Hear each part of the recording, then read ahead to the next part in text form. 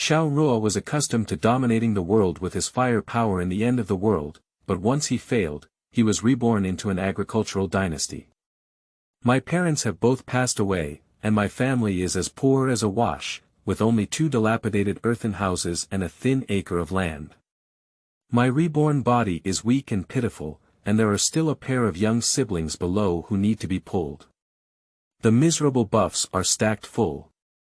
Digging wild vegetables up the mountain and picking up a bleeding little puppy with a broken head, these little puppies can still be eaten by thieves. Their already poor family situation is really adding insult to injury. The villagers bullied their siblings at a young age and wanted to become homeless, so Xiao Ruo directly recruited a son-in-law to marry them. Hey, I found you. You can be my husband in the future. Xiao Ruo used his hard-earned ignition ability to earn a living, pulling his siblings and cheap milk dog husband to grow up. However, as he grew up, he became more and more like a wolf. Keywords of the novel. Nongmen empowered little blessed girl, doing business to become rich and raising babies without pop-ups. Nongmen empowered little blessed girl, doing business to become rich and raising babies. Download the complete text. Nongmen empowered little blessed girl, doing business to become rich and raising babies. Latest chapters for reading. Chapter 1. Rebirth. You are listening at novelfull.audio. Chapter 1. Rebirth. Xiao Ruo struggled to open his eyes, and what caught his eye were 2 chubby little faces. Seeing her slightly open her eyes, one of her little faces immediately turned around and shouted out, "Uncle Lu. Aunt John. Sister A is awake." The other little face's mouth shrunk, and her thin eyebrows furrowed into a ball. Her plump, lotus-like hand immediately wrapped around Xiao Ruo's neck, howling. "Woo-woo-wah. Sister, sister, are you awake? Woo-woo. You are scared and scared." The childish voice of a child explodes in the ear. Although it is milky, it is also very scary to input it directly at close range next to the ear. Xiao Ruo suddenly felt as if he had been continuously bombarded by a high-pitched cannon, his brain buzzing with seeds. Her last impression was still in the Biological Evolution Research Laboratory at the base, surrounded by 6 small rebel teams, demanding that she hand over the key to the mutated gene. The rebel leader squeezed his beady eyes and his chubby face wore a lewd smile, trying to recruit Xiao Ruo. "Captain Xiao, as long as you hand over your genetic key, you will be the great hero of our Chongqing army. The monarch will definitely not treat you unfairly. It's too dangerous for you to have to fight back and forth every day. As a beautiful woman like you, the monarch will definitely let you." Before the captain of the pig's head could finish speaking, Xiao Ruo let out a cold snort and secretly stored energy with his fingertips. "A fat pig thinks pretty. I am the most generous with my Xiao Ruo flat body, so please eat roasted sucking pig or roasted baby pig." As soon as the words fell, several blue flames appeared out of thin air, charging straight towards the direction of the rebel leader. The high temperature of over 5,000 degrees instantly twisted and collapsed the entire laboratory space. According to the original plan, at the moment of the collapse of the laboratory, teammates more than 10 miles away should quickly open the space link and transfer her to a safe zone. For some reason, the spatial bond that should have appeared did not arrive as expected. At the last moment, she could only use up all her powers in her body and condense into an absolute space to wrap the secret key, allowing herself to fall into boundless darkness. Am I dead? Or is this a dying illusion? Xiao Ruo wanted to lift his hand to move away the crying little brain bag melon buried in his shoulder, but he felt like his hand was pressed down by 1,000 pounds of weight and could not move a single penny. "Oh little ancestor, don't suppress your sister." A chubby woman heard the shouting and ran in from outside the door. "Ruo Ruo, you're awake, you're so worried about me." She ran to the bedside and picked up the crying cub from Xiao Ruo's body. "Don't cry, Niao Niao. Your elder sister must have woken up hungry.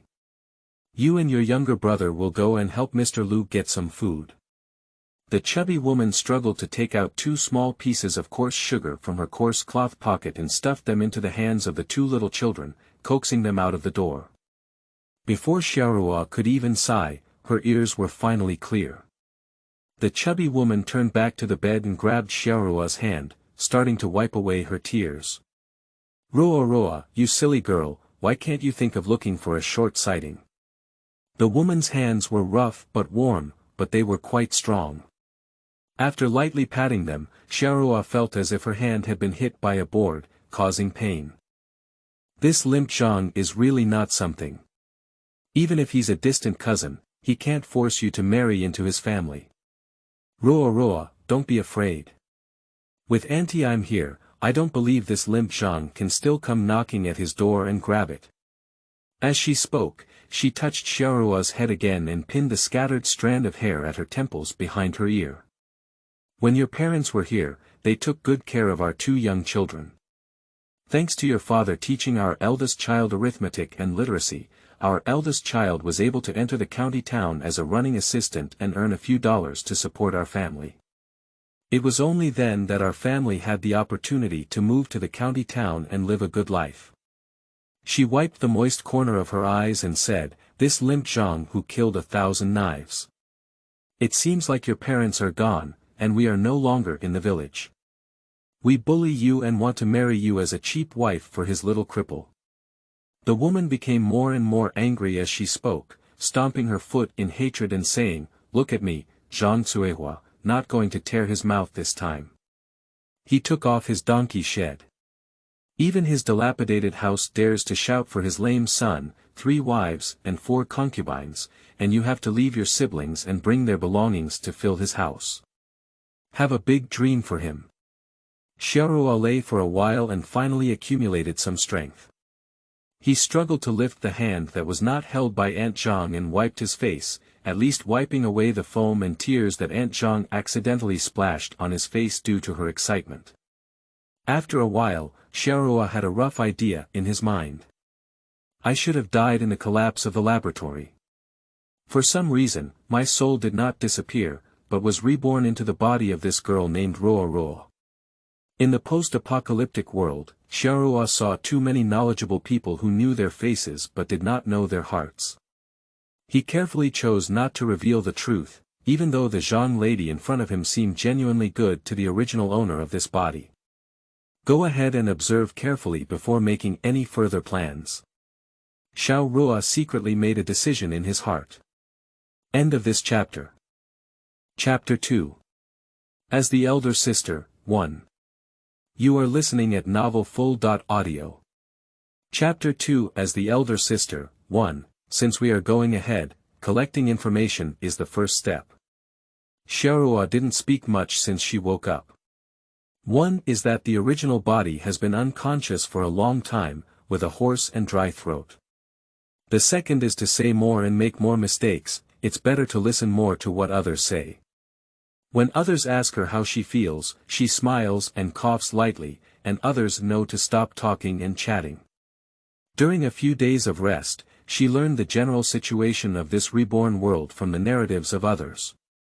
The original name is also Xiao Ruo. I don't know how to write the characters, but the pronunciation is consistent. My original parents passed away 3 months ago, and it is said that they suddenly passed away due to illness, leaving behind 16-year-old Xiao Ruo and 2 twin siblings aged 5 or 6. This family is not wealthy. When my parents were alive, they relied on 1 acre of thin farmland to cultivate the family's food. During their free time, my father copied letters for others to earn a meager salary. But everyone in this small village is not well off, so copying letters means giving a few copper coins to the villagers. Sometimes they even use their own pickled vegetables or eggs instead of letter money. Although I haven't saved up much money, I still have enough food and drink for my 3 children. The original body and 2 siblings were clearly raised very well, with fair skin and neat clothes, completely different from other children in the village who were struggling in the countryside and had dark skin. Especially the 2 twin siblings, who are 5 or 6 years old and have not yet shed their baby fat on their cheeks, have plump arms like lotus roots, like a pair of dragon and phoenix dolls from a New Year painting. Xiao Ruo even found that in this rural area where people generally do not know a few big characters, her cheap younger brothers and sisters can not only memorize Enlightenment literature such as 100 Surnames and 3-Character Classic, but also easily calculate the addition and subtraction within 100. It seems that the original parents are not ordinary rural households. In ordinary rural houses, there are empty spaces for storing taro seeds and firewood, so there is no spare space to put bookshelves. There is more than one bookshelf in this home, and the books on it are also diverse, ranging from agricultural medicine to actuarial deduction, totaling over 100 books. Perhaps a declining scholarly family.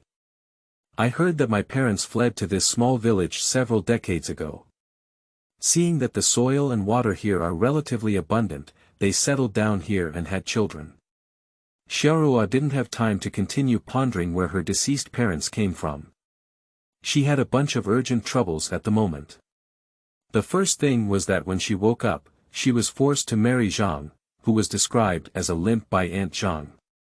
This limping Zhang is not from this village, but a family from the east end of the neighboring village 18 miles away. When his parents were alive, Zhang, who was limping, once sent his only son to live at Xiao Ruo's house for a while, saying that he would give him some training and let Xiao Ruo's father teach him how to read and calculate. In fact, Xiao Ruo's father is not a serious private school teacher, he just took advantage of the opportunity to learn Chinese characters. The so-called bundle repair has never actually appeared under the nose. The son of Zhang, who is limping, is called Zhang Guangzong. It's unclear whether it's hereditary or something. His left leg is also a bit limp, and he walks with one limp after another. As a result, he is often mocked by other children in the village and called him Little Limp. Only Xiao Ruo didn't laugh at him, and coupled with Xiao Ruo's clear eyebrows and beautiful eyes since childhood, a pair of shiny big eyes make a smile like a small crescent moon. This little cripple even thought of Xiao Ruo. Every time Zhang Guangzong returned home, he would marry Xiao Ruo with the lame Zhang Niantao. He would recite more times, and coupled with the fact that the lame Zhang granny has a big mouth, it somehow spread in the neighboring village that Xiao Ruo was betrothed to Zhang Guangzong. The rumors spread rapidly in the village, and within a few days, the rumor of engagement spread to our village, and naturally also to the ears of Xiao Ruo's parents. At that time, Xiao Ruo had just turned 10 years old, and the flower buds had not yet grown, so rumors could not give birth to broken branches. Xiao Ruo's father quickly sent Zhang Guangzong back to the limping Zhang family, clearly stating that he would no longer teach him how to read. Please do not come back in the future, and Xiao Ruo will not be betrothed to Zhang Guangzong. But this limp Zhang doesn't have any other talents, he doesn't have enough advantage and his thick skin is particularly prominent. Even though Xiao Ruo's father spoke so clearly in front of everyone, he still made the little cripple run to Xiao Ruo's house on time.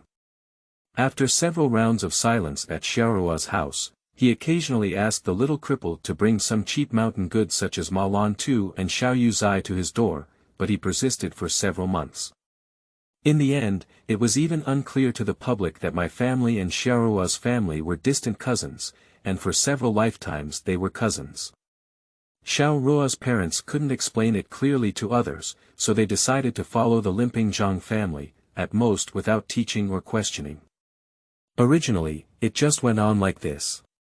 Unexpectedly, Xiao Ruo's parents passed away suddenly, and Xiao Ruo had just passed away. The limp Zhang looked at Xiao Ruo's face like spring flowers and the two houses at home, and his thoughts became aroused, shouting everywhere that he, as a distant cousin, wanted to take care of Xiao Ruo. The limping Mrs. Zhang dug up old stories and said that Xiao Ruo was the daughter-in-law her son had chosen since childhood, so she naturally came to her house. It is also said that Xiao Ruo's two younger siblings are 10 years younger than Xiao Ruo, so they are not her parents' biological offspring. They may have been picked up in the wild, so Xiao Ruo should have driven away the 2 oil bottles early and brought their belongings to their house for dowry. Xiao Ruo became more and more angry as she listened. Captain Xiao had not received such a bird-like aura for over a decade. If it had been before her rebirth, the shameless family like Zhang, who was limping, would have let her set fire to it, and she might have thrown away all her ashes. But after rebirth, not to mention the fire-type ability, with this slender body, it's difficult to lift a hoe and even lift someone else's ashes. This reborn dynasty is still in the agricultural period, and there is no entertainment after the sun sets. Everyone goes home early to rest and sleep. The village gradually fell into silence, with occasional beam-like lights pouring down from the unclosed window frames onto the ground. After all, this lamp oil is not a cheap item, and most people are still reluctant to keep more lamp oil at home. One of them is from the Xiao family. Xiao Ruo and his siblings gathered around a small table to have dinner. It's actually dinner, which consists of 4 hard pancakes and roasted shepherd's purse with preserved meat brought by Aunt Zhang. The cake was baked by my younger sister Xiaoniao, and the firewood was set up by my younger brother Xiaozhao. There are still a few traces of carbon ash on Xiaozhao's little face that haven't been wiped clean. Xiao Ruo doesn't know how to cook. For over a decade, she has been drinking nutrient solutions for most of her time. Occasionally, she improves her meals and goes to physical restaurants set up by food enthusiasts in the base to offer a dental service. Aunt Zhang felt heartbroken when she saw these 3 siblings gnawing on hard cakes. She hurried home and cooked a dish for them to eat. Although Aunt Zhang didn't say anything explicitly and reminded Xiaoniao and Xiaozhao to listen to her sister's words, Xiao Ruo still saw a hint of anger from Aunt Zhang's furrowed brow. Indeed, at the age of 16, one is not considered young in this dynasty. It is reasonable to take care of the family's work, let alone the fact that younger brothers and sisters are only 5 or 6 years old. They are actually children, but they have to take care of their own sister. Xiao Ruo's heart was also particularly uncomfortable. Niao niao. Xiao Ruo picked up a chopstick of cured meat for his sister. Sister fell off the mountain a while ago and you were worried. Can you tell Sister A about what happened before she fell off the mountain? Xiaoniao looked at the small piece of red cured meat in the bowl, bit her chopsticks and gave a sharp shake, then scooped the meat into Xiao Ruo's bowl. Sister, don't you remember? Her chubby little face had a hint of fading recently, not as tender and lively as Xiao Ruo when she first saw it. Sister A said she was going up the mountain to pick cranberries for Niao Niao, and asked her younger brother and Niao Niao to wait at home. However, Niao Niao and her younger brother waited at home for a long time, and Sister A didn't come back. The sun was almost setting. Xiaoniao furrowed her brows as she spoke, her small features huddled together like a small meat bun that had not been steamed yet. Later on, the lame grandpa came. Xiao Zhao rushed to say, the lame grandpa still brought the shaking brother. The two of them came together, and as soon as they arrived, they pushed the door and shouted to find Sister A. The name Yao Yao brother mentioned by Xiao Zhao is Zhang Guangzong. As he grew older, he became more and more unsteady when walking, which was why Xiao Zhao and Xiaoniao called him Yao Yao brother. Yes, I said Sister A is not here, and Grandpa Lame still doesn't believe it. He said I lied to him. Xiaoniao chewed on the vegetables and said vaguely, the lame grandpa must come in and see if Sister A is there. The younger brother is standing at the door, and the lame grandpa even pushed him down and said something like 2 broken bottles. Xiaoniao learned the movements and tone of limping Zhang at that time, and with a flick of her chopsticks, she pushed the air softly. Xiao Ruo knew that this was a limp Zhang bullying the 2 children, cursing them as 2 dragging oil bottles. She bit her back teeth with hatred. Although these 2 cheap siblings were not her own younger siblings, they were smart, cute, obedient, and soft. Ever since she woke up, she has been clinging to her side every day, calling out one by one, wanting to give her anything delicious and acting spoiled to make her recover quickly. Xiao Ruo has already placed these 2 dolls within her protection zone. Since they have taken up their original bodies, she naturally wants to take care of her younger siblings for her. However, Grandpa the cripple and brother Yao Yao left when they saw that Sister A was really not around, and even pulled out a lot of carrots that Sister A had planted at the door. Xiao Zhao also furrowed his brows. He felt sorry for the carrot that his sister had planted. After my parents left, Sister A was very busy. Every day, she had to go to the fields to see the seedlings, and when she came back, she had to feed chickens and ducks. Carrots were planted by Sister A in the dark, and finally grew to the thickness of her fingers. Suddenly, many of them were pulled out, and he really felt heartbroken. Xiao Ruo looked at the two dolls with identical wrinkled bun faces and felt a great deal of heartache. She hugged the two in her arms and rubbed their chubby faces, saying, "It's okay, we can still plant carrots after pulling them out. Does it hurt to push Xiao Xiao down?" Xiao Xiao clenched his fist with a manly demeanor and said, "It doesn't hurt. Dad said a man doesn't shed tears when he bleeds." Xiao Xiao didn't bleed either. The manly demeanor flashed away, and Xiao Xiao immediately buried his head in her elder sister's shoulder and whispered. Not long after Grandpa Lame left, Sister A was sent back by Grandpa Lu and uncles. Sister A didn't move at that time, her face was as white as snow, which frightened Xiao Xiao. Listening to her younger brother muttering, Xiaoniao also followed suit and buried her head on the other side of her elder sister's shoulder. Niao Niao was also scared, Niao Niao cried. End of this chapter. Chapter 3. As the Elder Sister, 2. You are listening at novelfull.audio. Chapter 3. As the Elder Sister, 2, Xiao Ruo looked at the two coquettish cubs in her arms, feeling both warm and sour in her heart. She hasn't hugged anyone so tightly for many years, so she is fully dependent on them. In the post-apocalyptic era, she was a superpower expert who struggled to survive in resource-scarce wilderness areas with dozens of subordinates. She constantly guarded against attacks from mutated creatures, monitored every move of human rebels, and even couldn't fully trust her teammates and subordinates. You should know that being able to survive in such an environment is always the first goal of a person. In order to survive, teammates who have been fighting for years will turn their backs. The blade that once helped you block enemy attacks may turn its head and pierce your chest. Everyone believes in the strong and prioritizes resources. Xiao Ruo has also been thinking these days whether her death is due to another betrayal, but she is not a person who is sharp-edged. Since she has been reborn into this world, the betrayal of the original world is no longer important. The most important thing now is still these two siblings. She is the eldest sister of these two children and their only protector. She needs to take on the responsibility of being the eldest sister. She wants her younger siblings to eat well, dress warmly, and not be bullied. That night, in order to appease his younger brother and sister, Xiao Ruo and his siblings crowded together on a relatively small bed for the night.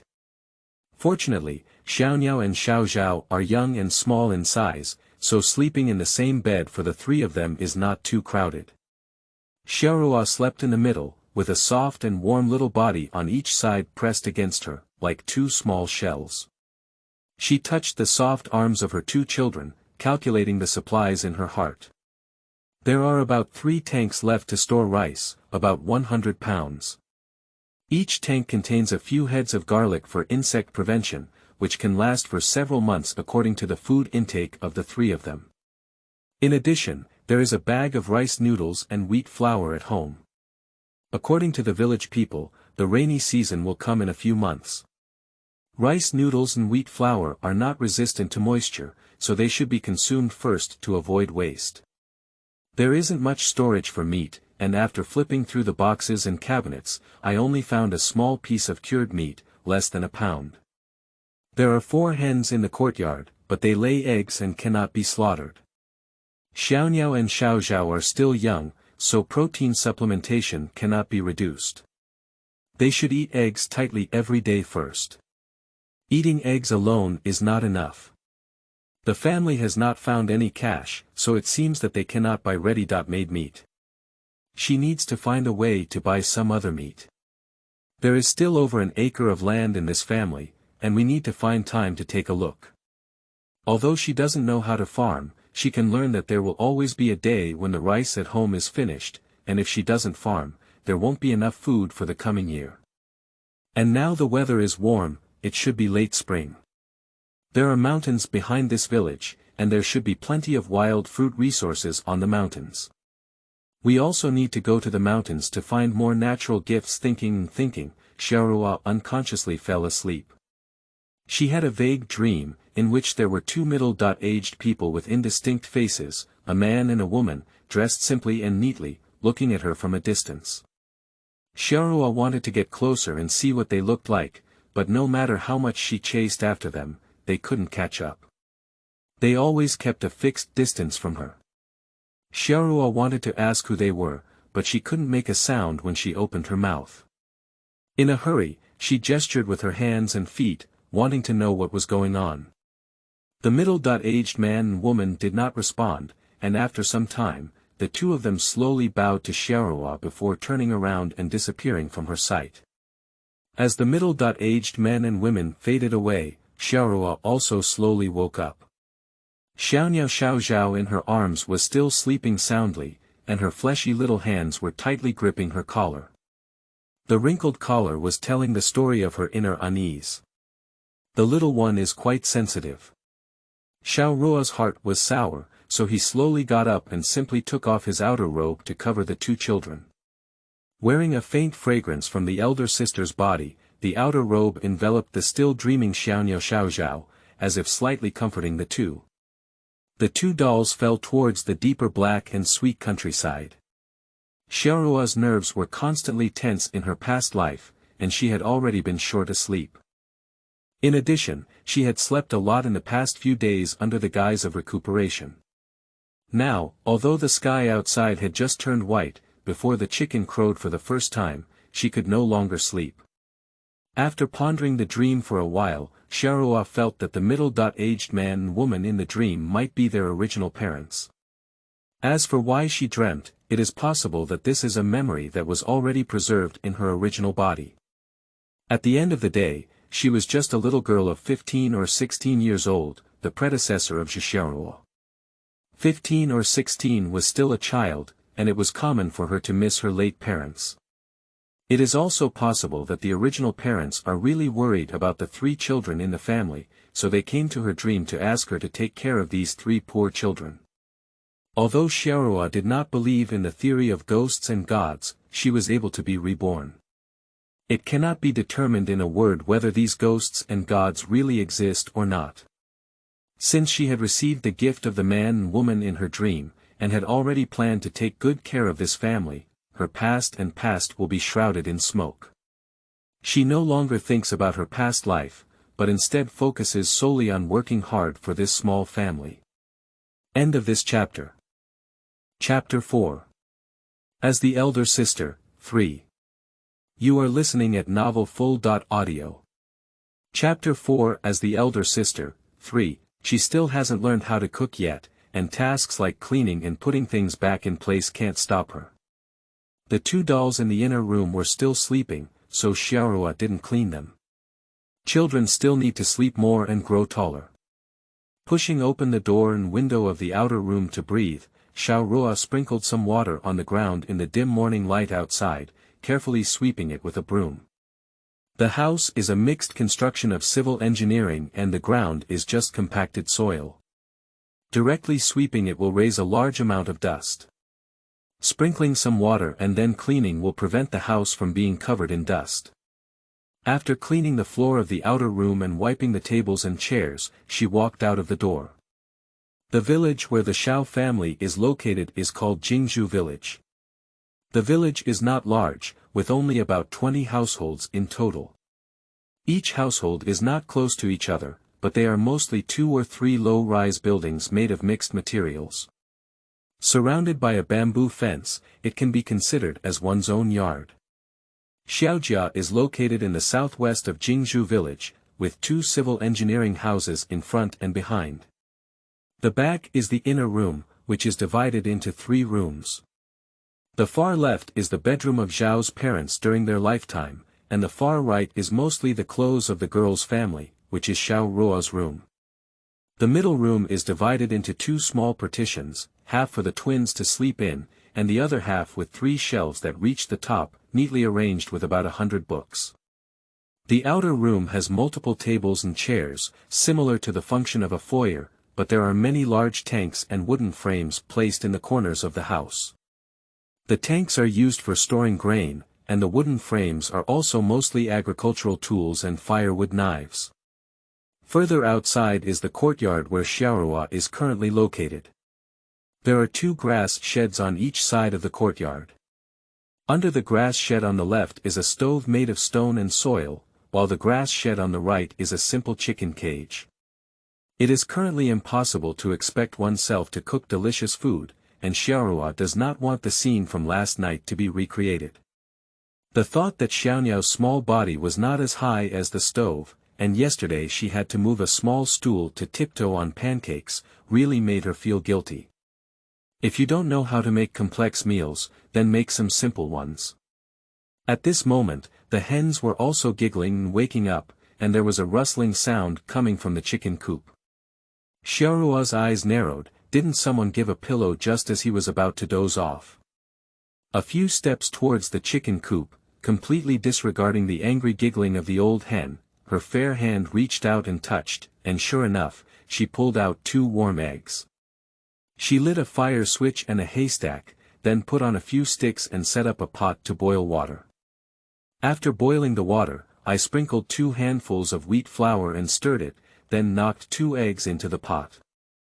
The egg liquid is instantly dispersed by the bubbles of the cooked wheat flour paste, and the protein binds into white flour like egg yolks. The egg yolk is still whole. After finishing all this, the sky was already bright, and nearby neighbors also heard sounds. The people in the village gradually woke up.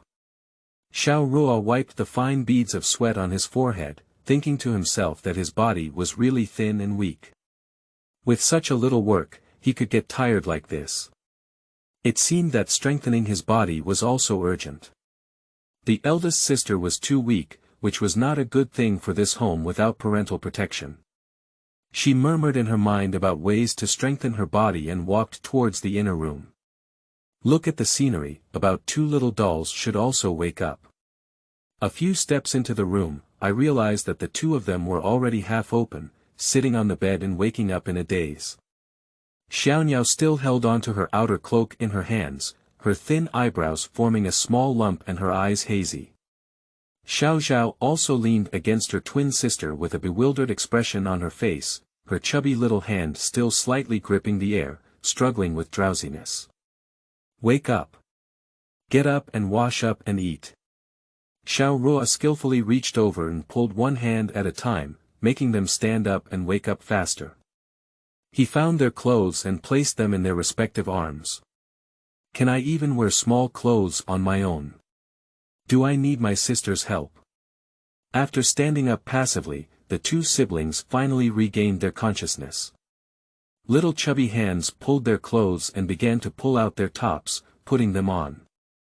While trying hard to dress, they answered in unison, Niao Niao / Zhao Zhao can wear them on their own. Xiao Ruo looked at the hands and feet of the 2 cubs with a smile and tidied himself up with his clothes. Then he followed them to the middle room of the inner room, took out their respective cloth towels to wipe their faces, and brushed his teeth and mouth with coarse salt. The 3 of them slept together in the leftmost room last night, which used to be the sleeping room of Zhao's parents. After washing up, Xiao Ruo filled each of them with a bowl of egg batter. It doesn't look very good, but it's better to add eggs with a fragrance. Xiao Zhao looked at the egg yolk wrapped in a layer of batter in the bowl, blinked his eyes, and asked Xiao Ruo, Sister, do we have eggs today? But isn't it Chinese New Year today? The eggs of the Xiao family are usually saved up, and a certain amount will be sent to the county town for sale. Only during Chinese New Year or children's birthdays will they cook a few eggs and eat them themselves. Xiao Ruo has gained a further practical understanding of the economic situation of this family. Eggs are a part of the Xiao family's source of income and not a daily consumable. But without sufficient protein intake, the nutrition of the 2 cubs is not sufficient. She needs to first ensure the health of the 2 dolls. Making money or something. Another solution is that it's not realistic to always rely on accumulating eggs. She touched Xiao Zhao's chubby little face and said with a smile, "Zhao Zhao, the hen has laid more than 2 eggs. Also, you and Niao will have to eat eggs every day after that, so that you can grow taller." Xiao Niao saw an egg to eat and immediately took a big gulp of joy. Just after chewing a few bites, she stopped and hesitated to look at her elder sister. "Sister, this egg has no taste. It's broken." Xiao Ruo finally realized that she forgot to add salt for seasoning. Fortunately, Xiaodao was sensible and added a small pinch of salt to stir it up. After that, the 3 of them barely had a nutritious breakfast. Captain Xiao has finally officially started living with his children. End of this chapter. Chapter 5. Open Source Without Throttling. You are listening at novelfull.audio. Chapter 5. Open Source Without Throttling. After finishing his meal, he tidied up the dishes and fed the hens who had been groped for eggs in the early morning. Xiao Ruo decided to go out and take a look to investigate the situation nearby. It's best to find a way to open source for the Xiao family. The 2 cubs are still young, and the road to success is long, not just 2 eggs a day. However, before going out, Xiao Ruo still has some preparation work to do. First of all, to prevent limping. The Zhang family has never been here since the incident in Xiao Ruo. One thing is that he heard about Xiao Ruo's accident on the mountain and didn't know how much he was injured.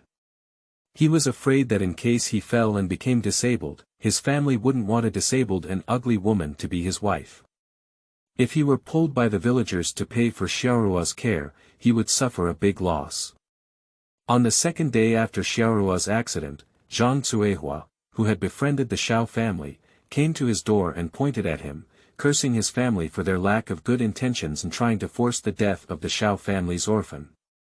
Zhang Cuihua has a fiery nature, and her own mother-in-law can't scold her at all. Before the situation becomes clear, it's better to distance herself from the Xiao family.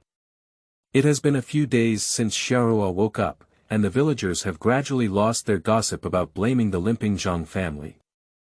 Zhang's mind has become lively again.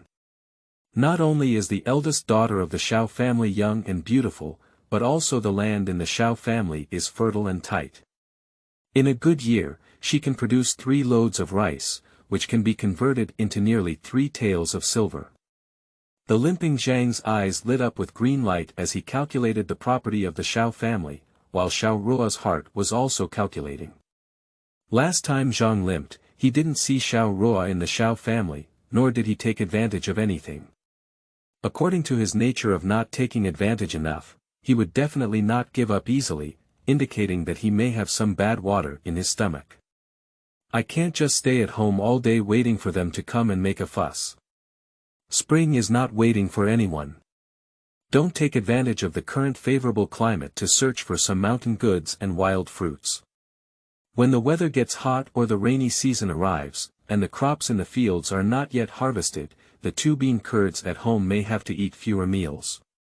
The door still needs to go out, and Xiao Zhao is still young and cannot go up and down with her. Xiao Ruo decided to make some simple small mechanisms, at least to punish and warn Zhang when he comes to cause trouble again, so that he knows that the Xiao family is not easy to come to.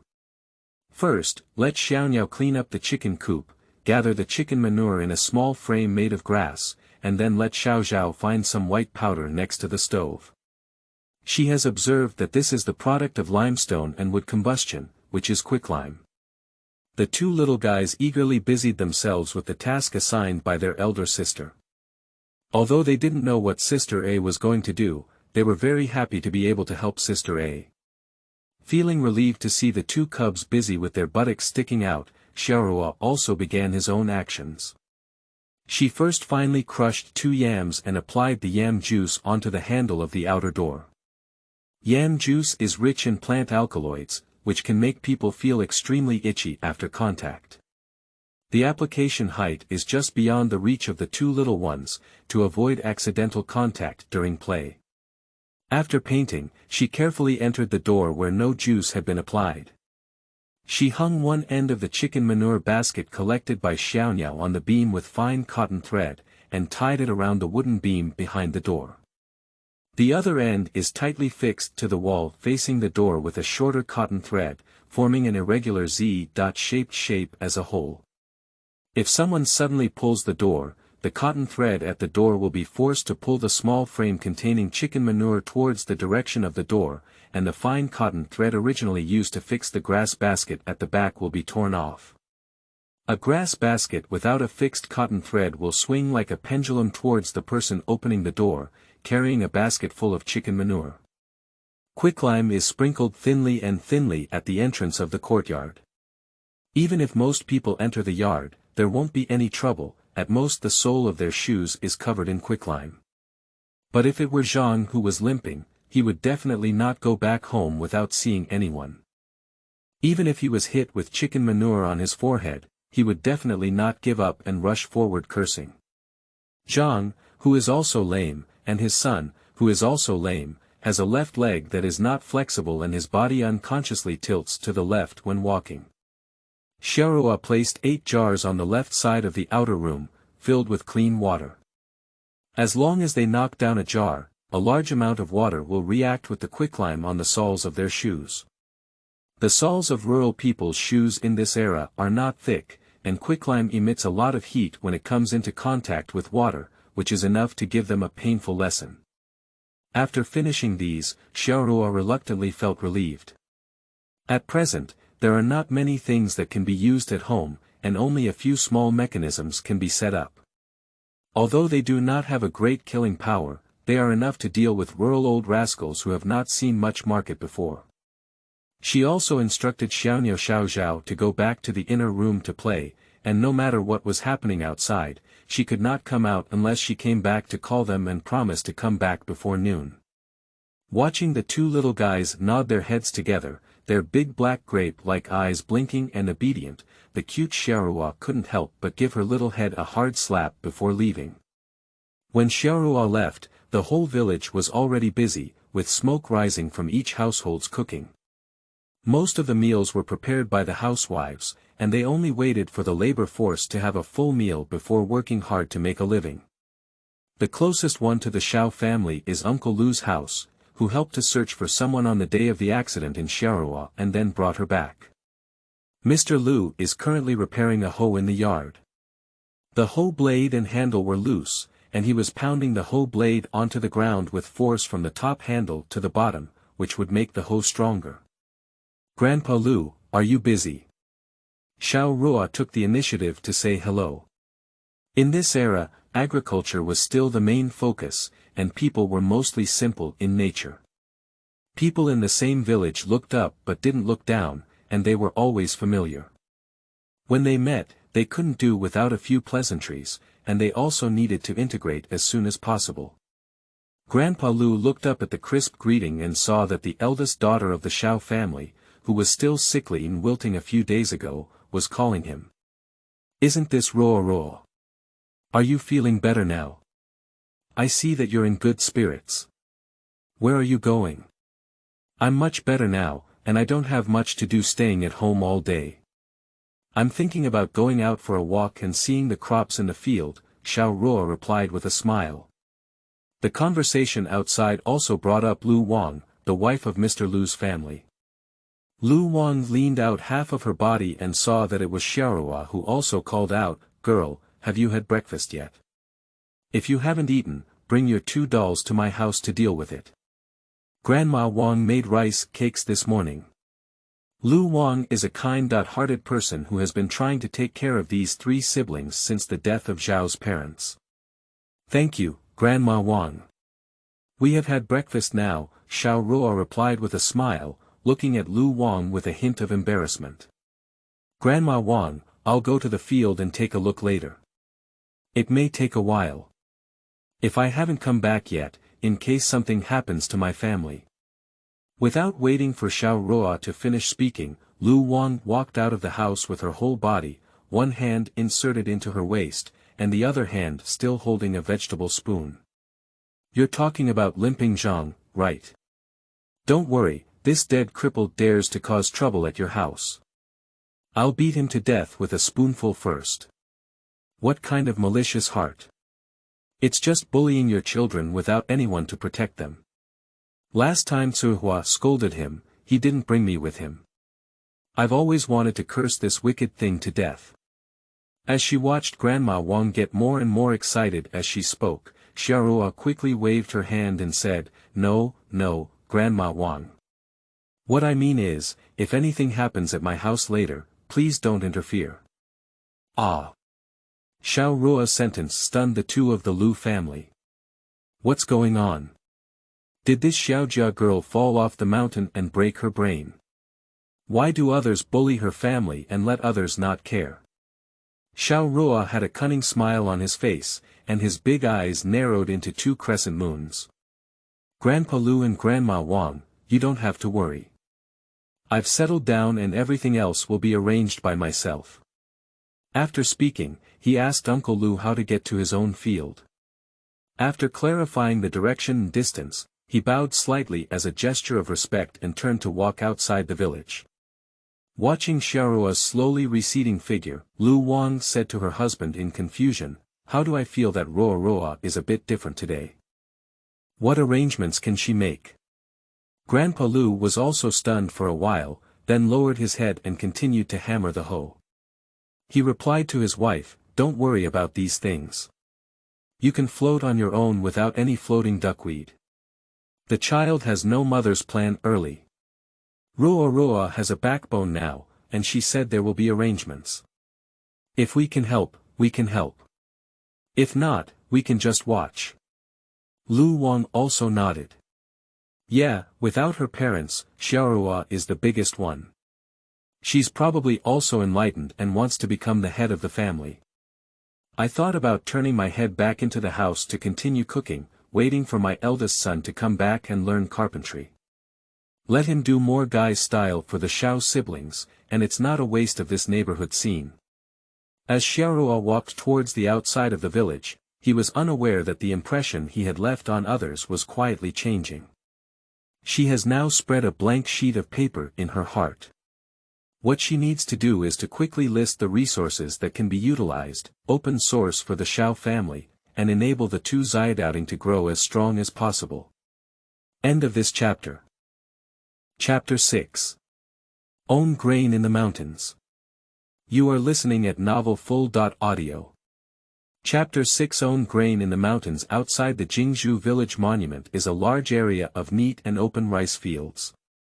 At the end of May and spring, Xiaoruo walked on the compacted ridges of the fields, with green waves and spring waves filling the front of the pond. Her eyes were filled with clouds and fertile soil. In this green ocean, she could easily find her own field at a glance. After all, there was only a sparse piece of land among the large and robust seedlings.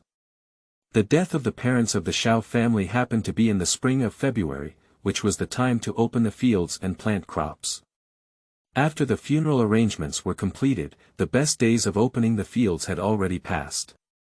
Although the villagers are willing to help, they must first clean up their own fields before returning. After coming and going, the seedlings in Zhao's family's field were planted much later than those in other families. The subsequent weeding and fertilization were taken care of by an inexperienced little girl from the original body, and the seedlings became increasingly sparse.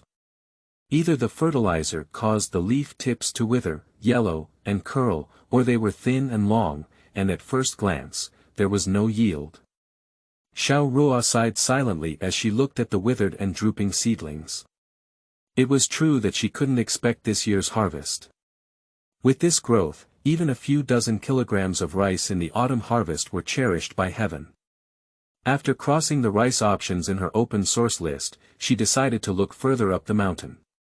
Jingzhou village is roughly located in the lower reaches of the Yangtze River basin, with both mountainous and plain areas, including vast fields and undulating hills. To the south of the village is the land cultivated by farmers, while to the west are several peaks with varying heights. Xiaoruo only needs to walk through his own land for about 10 minutes to reach the nearest mountain. The mountain is only about 200 to 300 meters high, and at the foot of the mountain, there is a large bamboo forest growing freely. There is a stone path extending upwards in the bamboo forest, gradually obscured by lush vegetation, and the end of the path cannot be seen at a glance. Xiao Ruo climbed up the stairs, his dripping eyes looking around. In her eyes, there are no bamboo forests, plants, and trees. These are not just ingredients and silver that can be monetized. When passing through the bamboo forest, what she thought was that this bamboo had good toughness, and whips, roots, stems, branches, and sheaths were all good things that could be used. The bamboo that was chopped back could be split into thin bamboo strips and made into bamboo weaving. She can't make a big bamboo bed or bamboo couch. It's still possible to weave a bamboo basket or chair. In the past, the base offered courses on maximizing resource utilization, but they were all taught. Unfortunately, it's May now, not the season for spring bamboo shoots. Otherwise, digging a few 100 pounds of bamboo shoots back and sun-drying them into dried bamboo shoots would still be enough to eat for a while. Shaking his head and gripping his wrist, he sighed and missed the spring bamboo shoots. Xiao Ruo then turned his gaze to the ground to search. After several days of observation, she determined that the geographical location of Jingzhou village should be in the Jiangsu Zhejiang region. She lived in a small county town in Zhejiang before entering the apocalypse when she was a child. There are also many low mountain slopes outside the county town. When she was a child, Xiao Ruo and her neighbors ran wildly on the mountains every day. In spring, she picked countless wild fruits and vegetables, such as picking fruits, wild mulberry seeds, and sour pickled seeds. Thinking about them made her mouth water. Whatever you think, as soon as you leave the bamboo grove, you can see a large clump of picking trees on the ground. The tender yellow-green leaves lie low on the ground, with dense small thorns behind them. Peeling open the leaves reveals red fruits shaped like coral beads. Picking the hollow outer circle, the sour and sweet taste is deeply loved by children. Picking is actually a kind of pomelo. In addition to its delicious taste, its whole plant and roots can be used as medicine, which can reduce inflammation, detoxify, clear heat, calm nerves, promote blood circulation, and dispel wind and dampness. Xiao Ruo happily added it to her open source list. She picked a small handful and wrapped it in a handkerchief, intending to take it back as a snack for Xiao. After collecting and picking, she continued to move towards the mountains. One by one, flowers of Sanyimutong and Nansuanzo were discovered again. Xiao Ruo carefully noted the locations and quantities of the discoveries, which were good reserve fruits in the 1990s. There are also many species of viburnum, whose fruits, roots, branches and leaves have the effects of digestion, promoting blood circulation, relieving pain, clearing heat and detoxifying, and dispersing wind and relieving the surface. Its seeds contain oil and can be used to make soap or lubricating oil. If we can make good use of it, it will be a huge investment for the Xiao family. Gradually, the trees became more and more lush, and the thick fallen leaves gradually covered the stone path, making it appear narrower and narrower. This indicates that the depth she has reached is already a location that villagers don't often come to.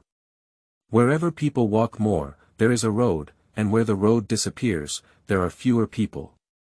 Only the chirping of birds echoed in the forest, and there was occasional rustling sound behind the grass and trees. Ordinary people were a bit scared when alone in this environment, but Xiao Ruo didn't feel anything scary at all. She has seen more terrifying things. The rustling sound not only didn't make her shrink, but also made her want to step forward and explore. What if it was a wild rabbit or a wild boar making a sound? That's the best protein.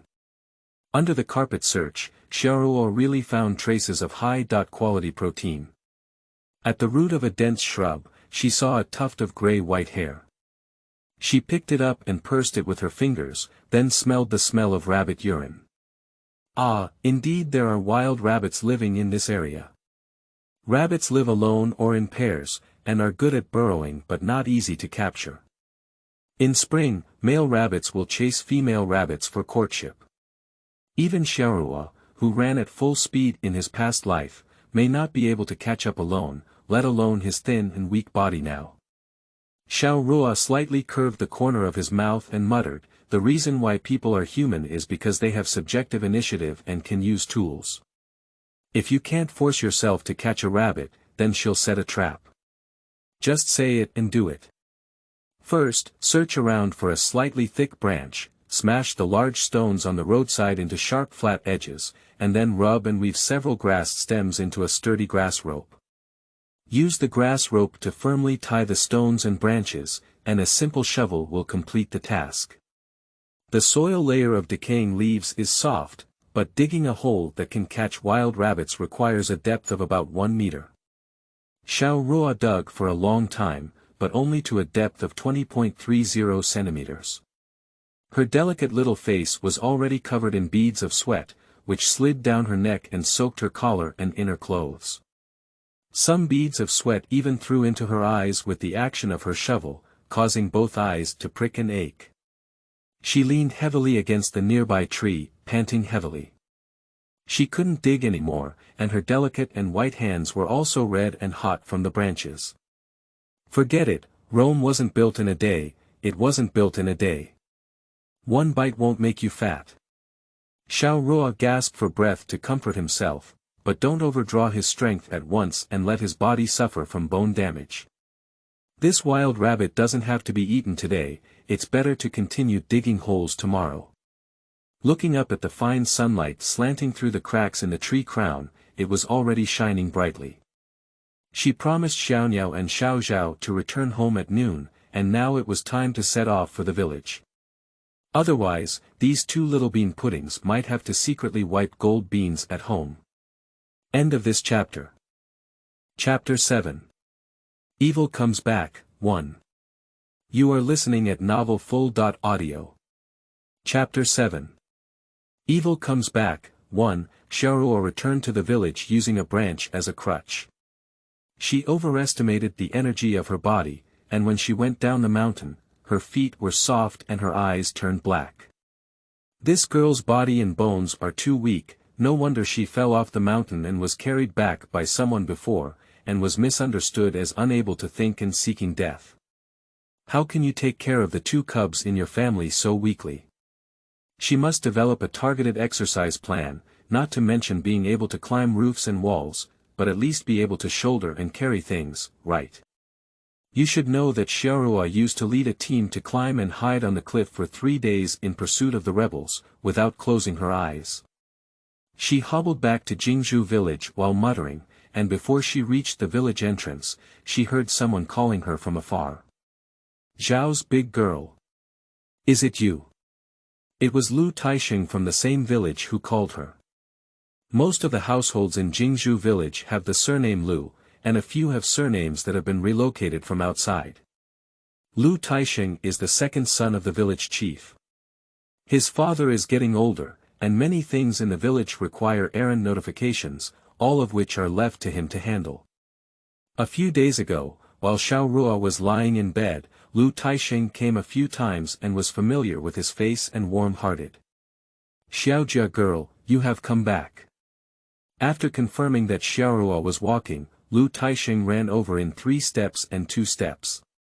He was in his 30s, in his prime, tall and sturdy. The distance of 200 to 300 meters from the village entrance to Xiao Ruo was not a big deal for him, and he even ran to Xiao Ruo's side without breathing, with sweat on his forehead. You hurry home and take a look, the lame family is here again. I don't know what happened, they are crying and looting in your yard. Lu Tieshing's sweat on his forehead was not tired, but urgent. I don't know where your siblings have gone either. I took a few glances outside the yard and saw that the door to your outer house was open, and neither of your 2 children had a trace. Upon hearing Lu Tieshing's words, Xiao Ruo threw away the thick branches used for crutches, picked up the dirty hem of his skirt on the mountain, and ran home. She was both anxious and had a hint of joy in her heart. Fortunately, according to Lu Tieshing's description, the limping Zhang must have triggered the mechanism, and he must be unable to avoid suffering. The anxious thing is that it is unclear whether Xiaoniao Xiaozhao followed her instructions not to come out of the inner room or what happened to the Zhang family who were limped, which led Lu Taixing to feel that the 2 children were missing. Under the stimulation of adrenaline, the original body erupted with incredible energy. Lu Taixing only felt a gust of wind passing by his side, and then he looked up. Xiao Ruo was already over 10 meters away, running towards his home like a little hummingbird, flapping its wings and bringing a faint fragrance. It turns out that the quiet Xiaojia girl can run so fast on weekdays. Lu Taixing sighed. From a distance of over 10 meters, Xiao Ruo saw dozens of villagers watching the excitement around his yard, and waves of wailing came from the yard. Oh my goodness! Killing! The sharp and piercing voice of the old woman cried out, "Is there any royal law? Killing in broad daylight." Xiao Ruo stood still and took a few deep breaths to soothe his swollen chest from running quickly, swallowing a few mouthfuls of saliva to relieve the fishy sweetness in his throat. After her breathing calmed down, she patted the dust on her sleeves, tidied up her scattered sideburns, and spoke in a calm and surprised tone, "Why are uncles and aunties so idle today? Is there any big play singing in my yard that's making everyone come and watch?" The girl's crisp voice contained a hint of coquettishness, as the crowd who had stretched their necks around the yard turned around to look inside. Upon seeing Xiao Ruo return, Lu Wang immediately squeezed out of the crowd and walked briskly to her side. She grabbed her hand and whispered in her ear, "Zhang, who is limping, is here again, with his son and mother. In law. I don't know why he started crying and fussing in your yard. You asked me not to worry this morning, so I didn't come into your house to watch." After muttering and worrying, he looked at the yard and continued muttering, "I haven't seen Niao Niao and Zhao Zhao all morning. There's so much noise outside, and the two children haven't made a sound. Can't they be running out to play and not at home?" Xiao Ruo patted the back of Lu Wang's hand to remind her not to worry too much, and then walked towards her own yard. The onlookers saw the owner's house returning and automatically separated an empty passage for Xiao Ruo to enter. The courtyard gate is open, and you can see 3 people in the yard at a glance. It was the lame woman Zhang who was crying and shouting that she had killed someone. While crying and shouting, she half bent over and patted her thigh, looking as if she had suffered a great injustice. Limping Zhang sat at his mother-in-law's feet, with a bitter face, moaning in pain. His face, head, and collar were covered in semi-solid substances of yellow, brown, and white, emitting a foul odor. He also had no intention of wiping, just collapsed on the ground, his emaciated hands holding his feet trembling non-stop. Zhang Guangzong, the son of Limping Zhang, sat on a low wooden stool slightly away from his father, took off his shoes, and kept fanning his feet with his hands, showing his teeth in unbearable pain. As soon as Zhang, who was limping, saw Xiao Ruo, she stopped beating her chest and stomping. She immediately stood up straight with her hands on her hips and shouted at Xiao Ruo. "You wicked girl, what kind of heart are you using? What kind of magic are you using? We came to see you with kindness. You're using magic to harm us at home. You're trying to kill our family." Mrs. Zhang's sharp and piercing voice rushed straight to her forehead, and the crowd outside frowned. This Limping Zhang family thief is shouting to catch a thief. Who doesn't know what their purpose is for going to the Xiao family, and they even say they are kind-hearted. "I'm sorry." Xiao Ruo completely ignored the 3 disheveled people and pushed away the Zhang family lady who was about to poke her finger on the forehead. She avoided the Limping Zhang, who was full of yellow and white things, and walked straight to the inner room, shouting as she walked, "Niao Niao, Zhao Zhao, Sister A is back. Open the door." With the sound of Xiao Ruo, the tightly locked wooden door of the inner room creaked open, revealing 2 round and tender little faces. It seems that her elder sister has returned. Xiao Niao fluttered out like a light little butterfly and threw herself into Xiao Ruo's arms. With a hint of grievance in her voice, she said, "Sister, you have come back. Nianio and her younger brother are so scared. The lame grandfather has been cursing fiercely all morning." Xiao Ruo touched his younger sibling's soft hair with heartache and comforted them, saying, "It's okay, it's okay. Sister A is back, and she's here." Then he walked into the yard, holding 2 cubs one by one. In the courtyard, Mrs. Zhang is still cursing profusely. Blaming Xiao Ruo as a witch, cursing her for being malicious and ignorant, and cursing her more and more harshly, even cursing the deceased parents of the Xiao family for not teaching their daughter proper etiquette, righteousness, and shame. No wonder she died suddenly from a bad illness, it must be a punishment from heaven. Xiao Ruo's willow eyebrows perked up and she angrily shut up. Everyone didn't expect the once gentle and quiet little girl to roar back so loudly. The Zhang family lady seemed to be choked by this sound and also stopped. Watching everyone staring at him in a daze, Xiao Ruo's expression changed. She gently let the 2 little ones sit at a clean wooden table, took out the picking fruit, and placed it on the table for them to eat slowly. Then he walked towards the courtyard and stood 1 meter away from the limping Zhang family. She doesn't want to get caught in this chicken manure, her clothes will smell very bad and difficult to wash. She coughed lightly and said loudly, "Auntie, do you have any evidence that you said I wanted to kill your whole family?" Mrs. Zhang's wife, as if she had come to her senses, realized that she was asking herself. She then shook herself up and continued to insert one hand into her obese waist, while the other finger landed on the ground, groaning and groaning, limping Zhang. Evidence. My man and my son are still injured here. Isn't this evidence? Are you saying that your man's son was hurt by me? I went out early in the morning to see the crops, and the villagers were watching. Is it possible that I hurt you from a few miles away? Xiao Ruo retorted with a smile. At that time, only our 2 young siblings were at home, or do you think our 2 children were born with divine power and could seriously injure your family of 3 to this point? Upon hearing Xiao Ruo ask if Xiao had caused the limping Zhang family to behave like they do now, everyone burst into laughter. How could 2 arrogant children make 3 adults so miserable? Even the heavenly book wouldn't dare to make up such nonsense. Mrs. Zhang's face turned red and her ears turned red with a burst of laughter from the crowd, and she cursed with anger, "How do I know how you did it?" As soon as my man came in, he was smashed with feces all over his face. When he walked into the room, he suddenly shouted pain, which scared us to run out of the room. Before we left the yard, my man and son couldn't walk anymore. He kept scratching himself, shouting pain and itching.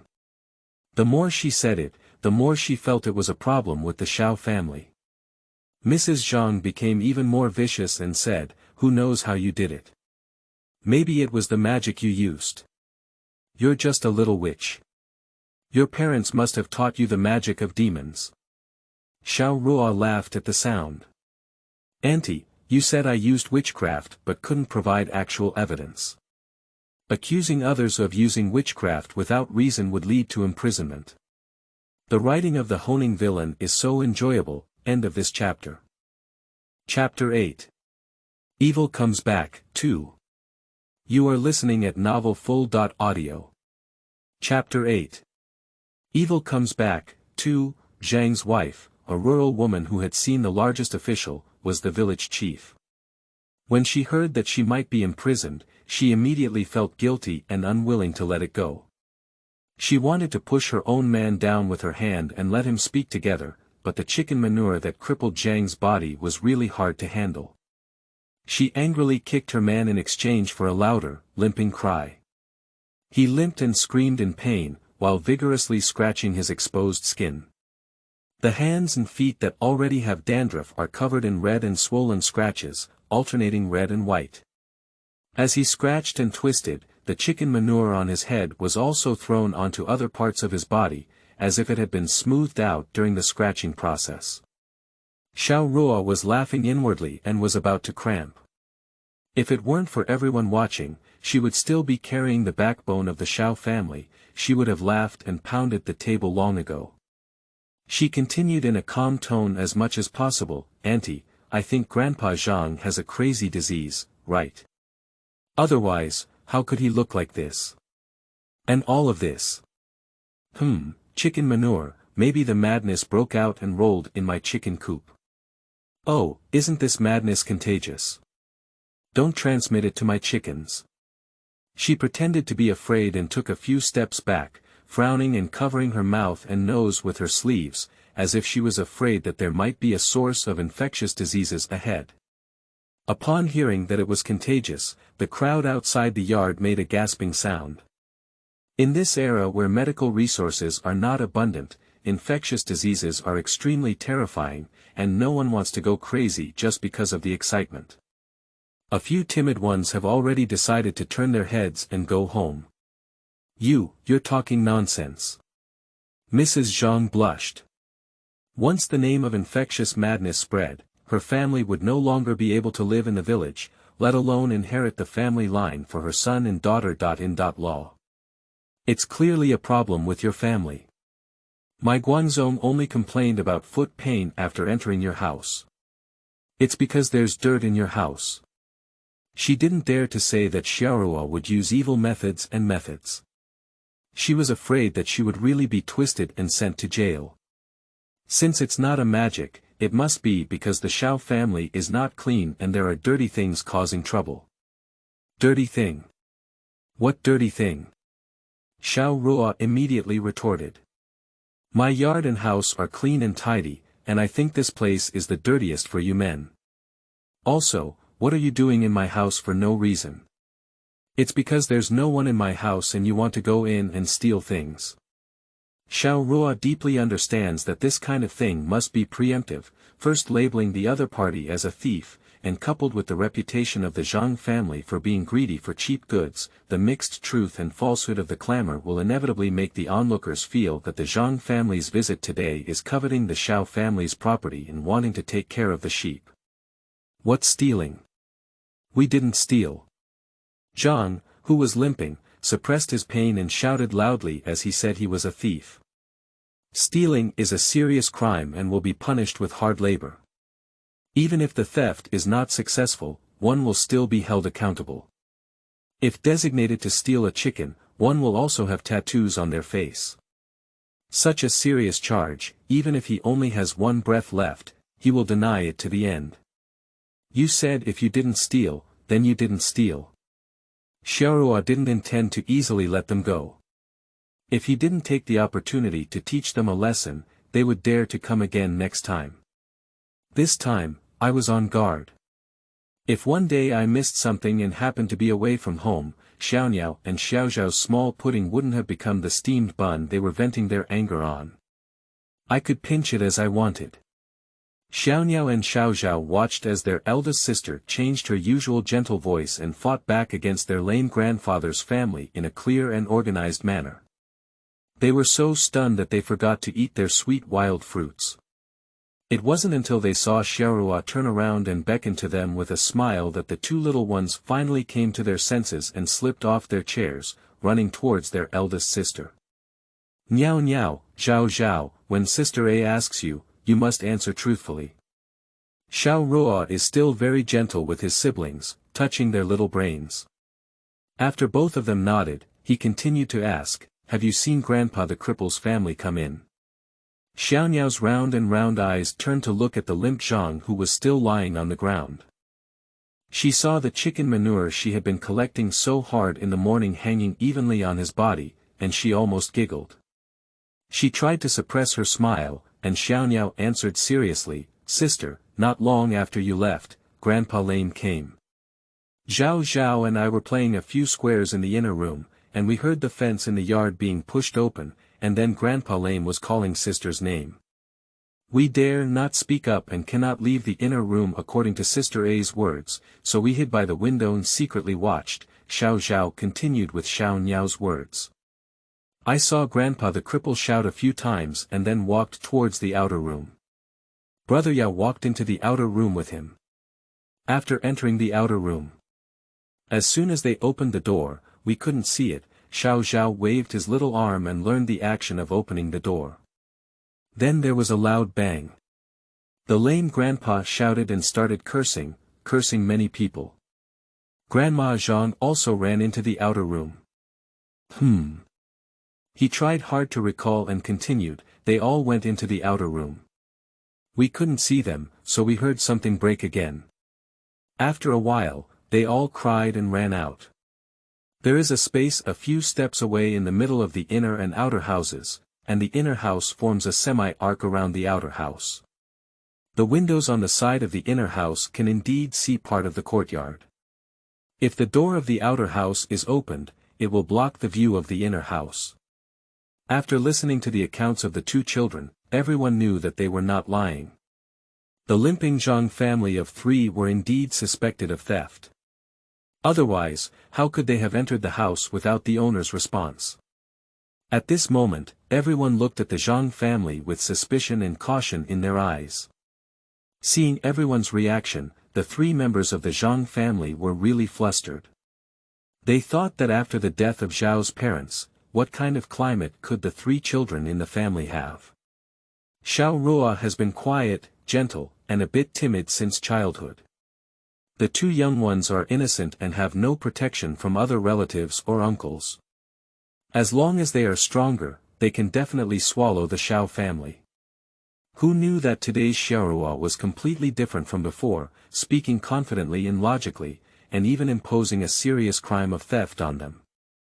The little girl looked straight at them throughout the argument without any hesitation, but instead made them feel uneasy. "No, it's not, Ruo. We were supposed to come and see your siblings today. Wondering if your 3 children might be short of clothes and eat less. Isn't this also a kind heart?" The old man squinted his triangular eyes and tried to put on a smile. "Misunderstandings, they are all misunderstandings," Limp Zhang tried to explain. His hand couldn't help but continue to scratch on his arm. "You said we are at least distant cousins. How could we want to steal your things? We can't even bring you food and drinks in time."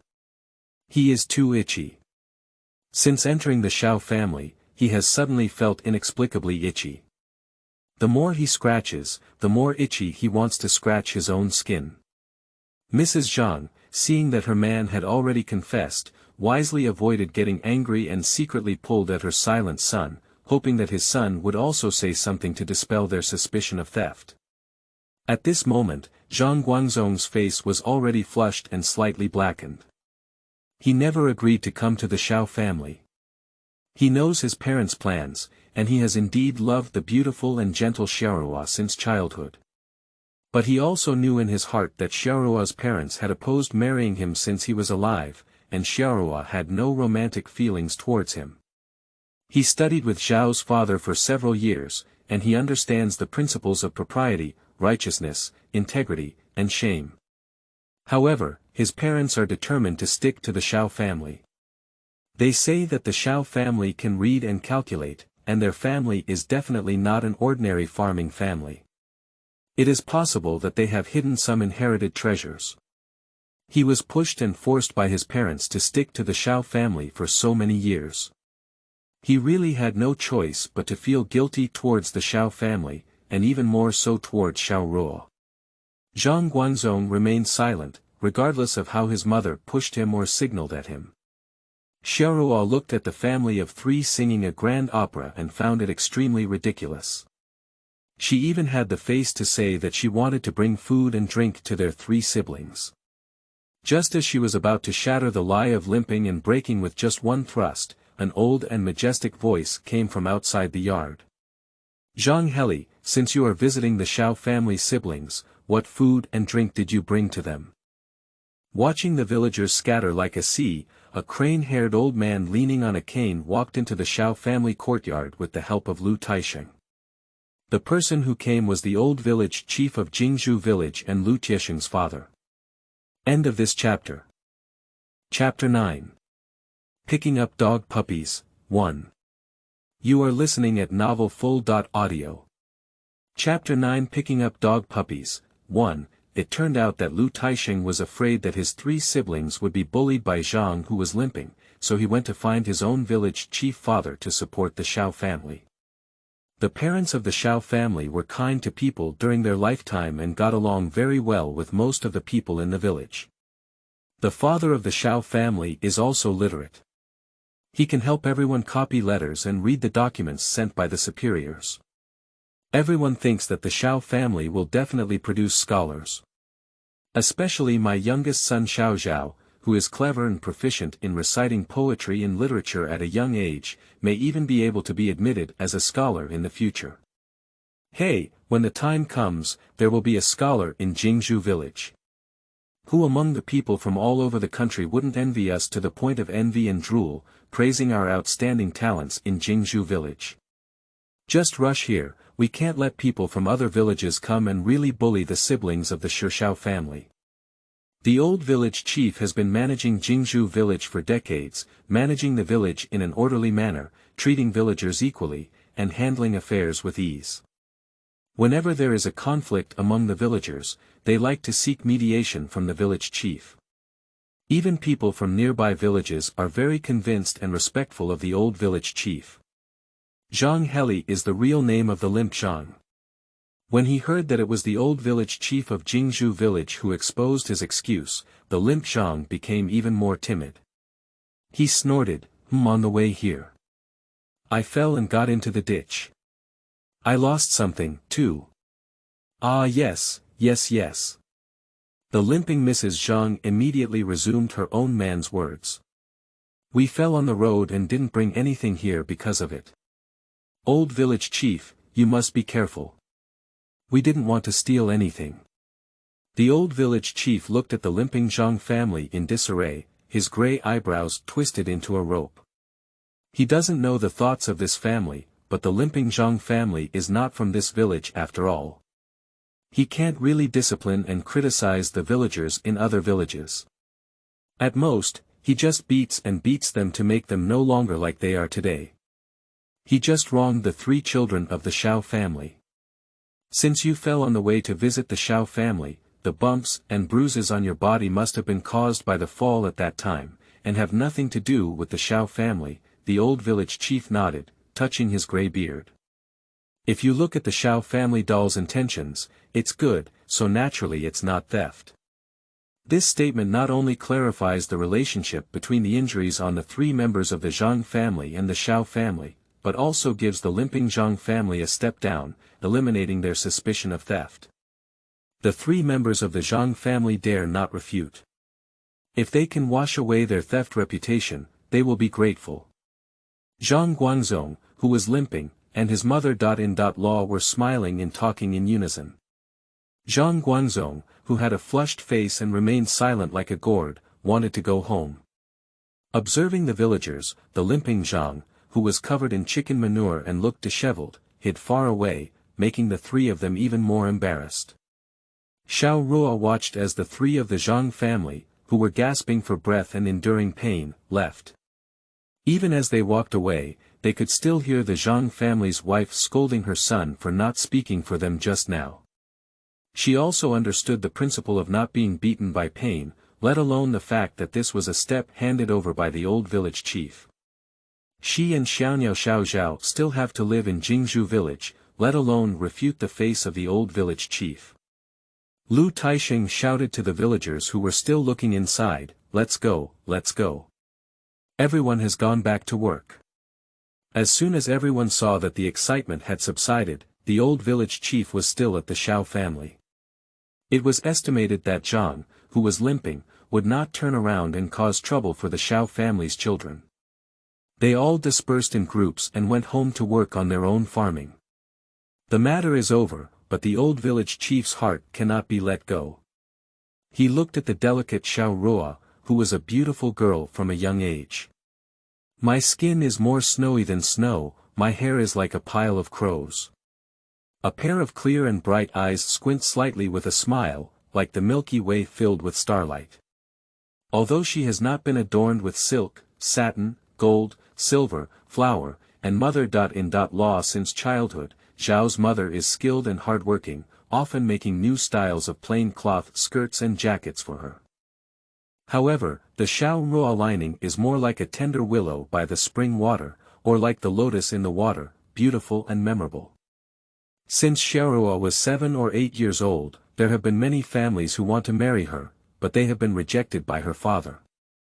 Even if the rejected family feels regretful, they will not entangle themselves further. The engagement of these children requires the consent of both parents in order to make a matchmaker. Only Zhang Jizi from this neighboring village has been persistently fighting for years, and after the sudden illness and death of the parents of the Xiao family, he has become even more entangled. Xiao Ruo watched the old village chief's gaze wander back and forth between Xiao and herself, knowing that the old man was worried about their future life. She looked at the old man's kind eyebrows and eyes, vaguely recalling her grandfather from a previous life. Grandpa has a worried personality, always looking at Xiao Ruo with worry, worried that she might not be full or warm, and worried that she might be bullied at school. At this point in his memory, Xiao Ruo's heart softened and he became increasingly close to the old village chief.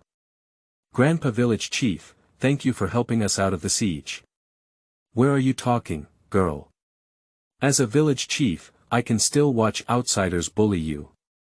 Lu Taixing also came to support his father and said in a tone, Miss Xiao, if you come back after Zhang's limp, have someone call us, and we will definitely come to help you. You are just too introverted. I heard that their family has been bullying you for a day or two, and you haven't come to tell us. I didn't even know where to start if I wanted to help you before. The original Xiao Ruo was indeed kind and could be deceived. At most, being bullied was because he closed the door and silently cried while holding his siblings. It was impossible to do things like reporting to the village chief for help. The current Xiao Ruo is not a dough that can be kneaded by anyone. Zhang, who is limping, suffered a huge setback in her hands today. Xiao Ruo looked at Lu Taixing and answered crisply, if anyone bullies us again in the future, I will definitely seek justice from the village chief and Uncle Lu. This generous answer, with a lively expression, was completely different from Lu Taixing's previous impression of the Xiao family girl who always lowered her head, nodded, and smiled shyly, which caught him off guard for a moment, and then he felt a little relieved. The Xiao family finally has someone who can resist the situation, at least this family won't be swallowed up like this. Xiao Ruo breathed a sigh of relief as he respectfully escorted the old village chief and Lu Taixing out of the courtyard.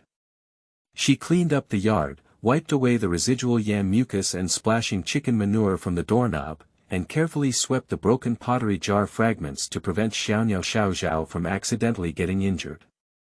After finishing all of this, Xiao Ruo shook his arms and stretched his legs, feeling that the pain he had just felt as he descended the mountain had disappeared without a trace, and even a heat source was moving in his body. Xiao Ruo couldn't believe it and waved her hand twice. The familiar feeling made her ecstatic. Isn't this the feeling she felt when she first awakened her powers in the apocalypse? The nerves with all four limbs seemed to be nourished by soaking in a hot spring.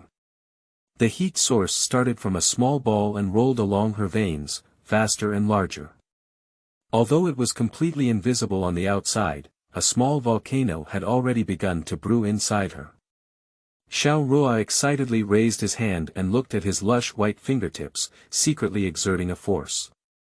Only a faint plop was heard, and a wisp of blue and white smoke drifted around her fingertips. This smoke was tasteless and extremely faint, with a faint gust of wind rolling away. Apart from Xiao Ruo, who was staring closely at his fingertips, no one noticed it. Xiao looked at the strange movements of the elder sister and felt confused.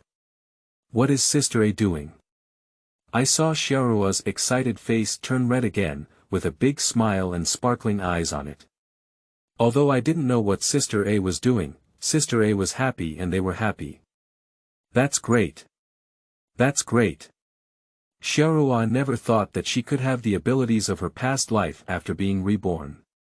She had already planned to only be an ordinary person for the rest of her life, and being able to awaken her abilities was nothing but a heavenly surprise. She picked up the two little brats beside her who looked up at her, grinning and foolishly following her, happily spinning twice before tightly embracing them.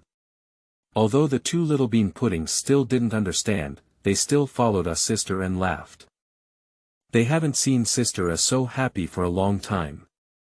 After her parents passed away, Sister A cried most of the time. A while ago, she fell down the mountain and was injured, but when Sister A woke up from the injury, she was a little different. They couldn't say anything different, just felt like a beam of light shone on Sister A, and she didn't cry anymore. Her whole person became lively and bright.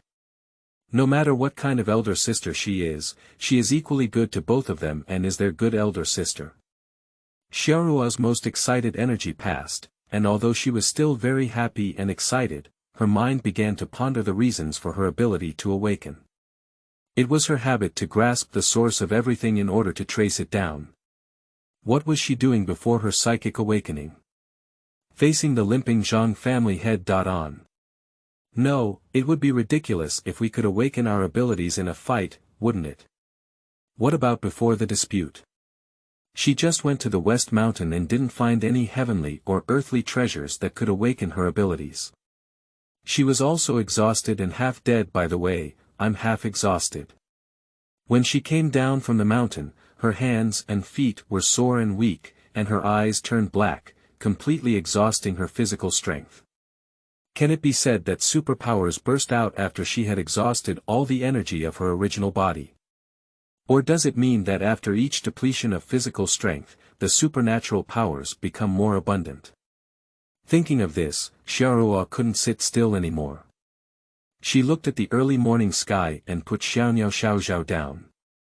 She smiled at them and said, Xiao, Zhao, Sister A will go to the mountains to pick some raspberries for you. Maybe we can catch a rabbit for you to eat. How about you two stay at home and wait for Sister A to come back? Upon hearing that Sister A might bring a rabbit back, Xiao immediately nodded like a small tambourine and said, all right. Sister, you can come back quickly. Miao wants a little rabbit. Xiao's eyes lit up, and compared to his twin sisters, he was relatively calm. He just said to Xiao like a little adult, Sister, be careful. It's dark on the mountain early, you should go back early. The two little milk sounds turned cute into Xiao Ruo. She took a big kiss on each of the two doubting faces, turned around, picked up the hoe in the yard, waved her hand, and gestured for the two to go back to the house to play. After that, she locked the courtyard door and headed towards the West Mountain. End of this chapter. Chapter 10. Picking Up Dog Puppies, 2. You are listening at novelfull.audio. Chapter 10. Picking Up Dog Puppies, 2. After awakening his powers, his physical strength also improved by more than 1.5 stars, and Xiao Ruo didn't feel any difficulty entering the Western Mountain again. She walked quickly through the bamboo forest, feeling that her body was as light as a swallow, and with a gentle tap of her wings, she could glide by the wind. In no time, Xiao Ruo arrived near the end of his morning exploration. She came prepared this time, bringing a hoe. She was sure to dig the trap faster and catch 3 or 5 wild rabbits, one for Niao to play with, and the other for braising. All the savings were made into dried meat for storage.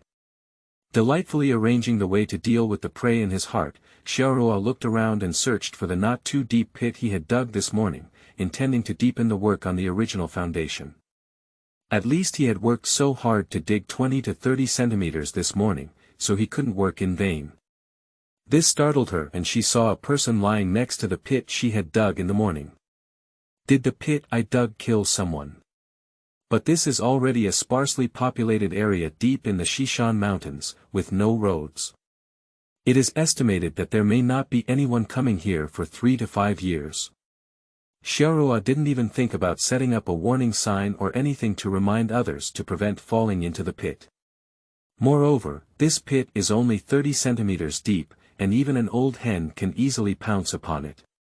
How could it harm people? At this thought, Xiao Ruo calmed down. Anyway, let's first see what's going on with this person, whether he's dead or alive. She carefully circled half a circle and approached the person lying face down from the side. After walking in, I realized that the person lying on the ground was not tall, probably half a head shorter than Xiao Ruo. He was wearing a coarse cloth short jacket, which had been damaged in some places, like being scraped by branches and rocks. His hair was scattered and not tied up. One foot was stepping on the pit dug by Xiao Ruo, and the other foot was curled up in an unnatural position.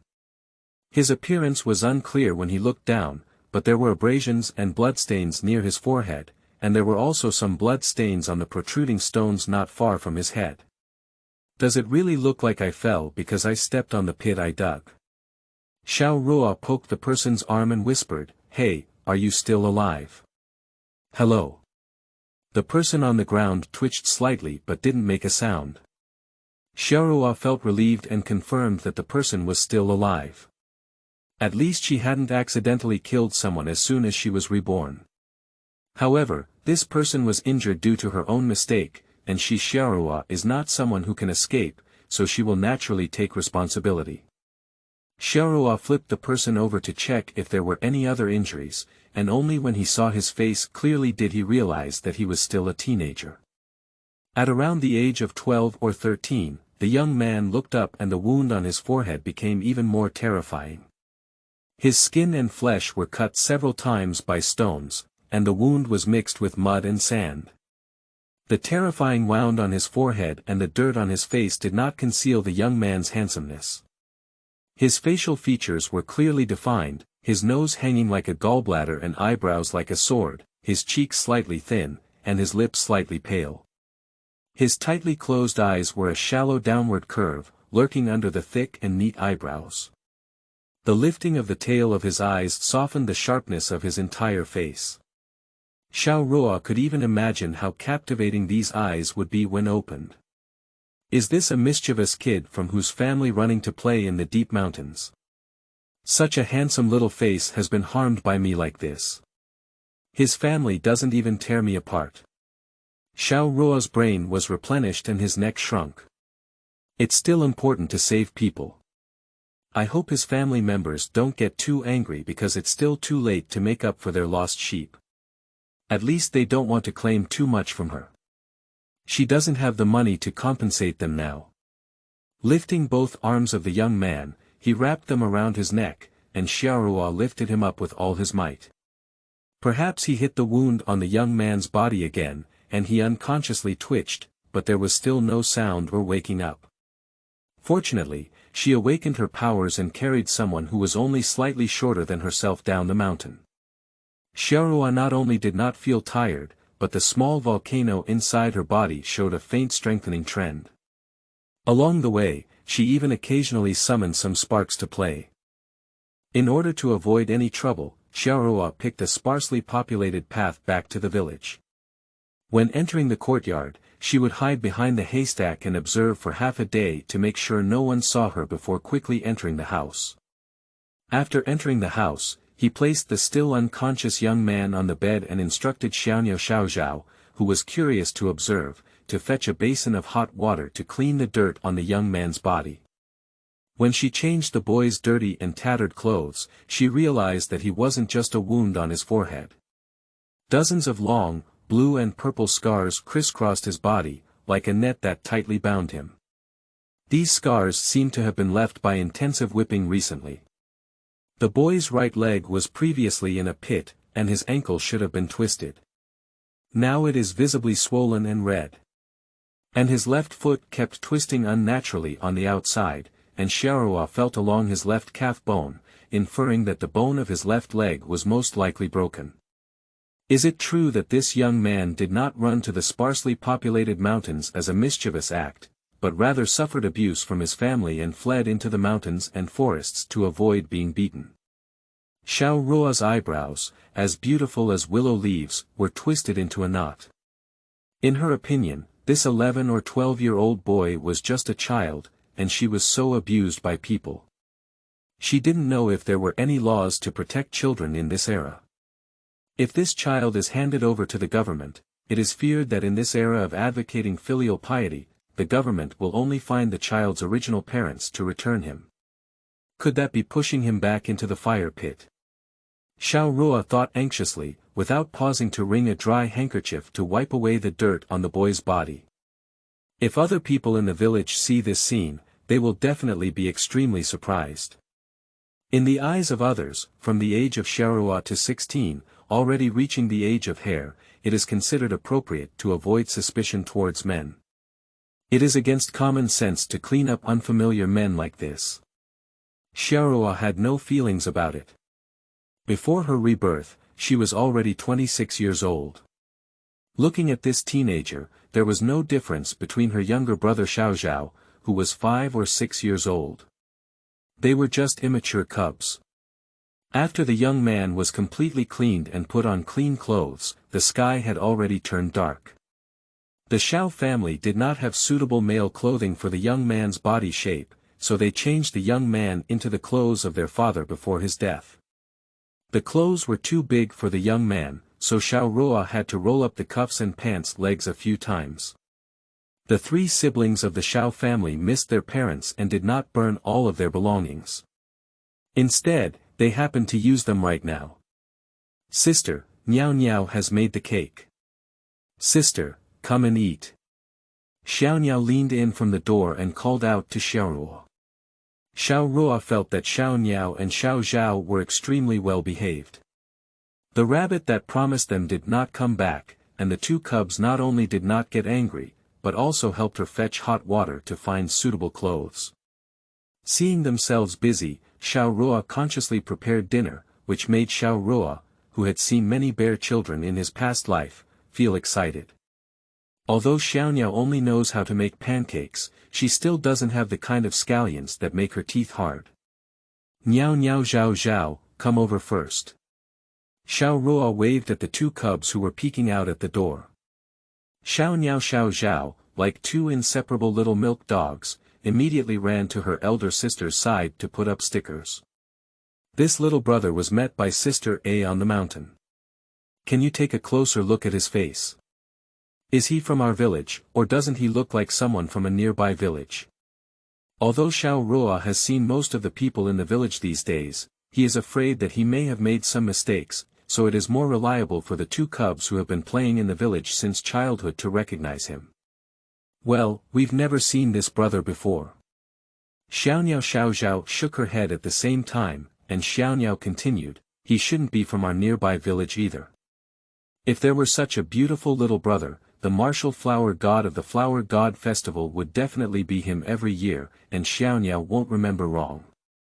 This little girl is quite a flower lover at a young age. Xiao Ruo rubbed Xiao Niao's chubby face twice with anger and laughter. Alright, we remember the martial flower god the most clearly by Niao Niao. After thinking for a moment, she reminded the 2 of them, the little brother has been injured, maybe in danger. Let's let him take care of the injury at our house first, and ask about the situation when he wakes up. Do you want to keep it a secret until he wakes up? Can't anyone say it? Can't Aunt Zhang also say it? For Aunt Zhang, who often comes to visit them and brings them candy, both doubting, and I think she is the most kind person besides her parents and elder sister. Yes, I can't say anything to Aunt Zhang, neither can Uncle Lu, nor can anyone. Xiao Ruo emphasized the scope of confidentiality. After seeing the 2 cubs nodding at the same height and frequency, she led Xiao Niao and Xiao Zhao to eat one by one. The curly pancake is still biting my teeth. End of this chapter.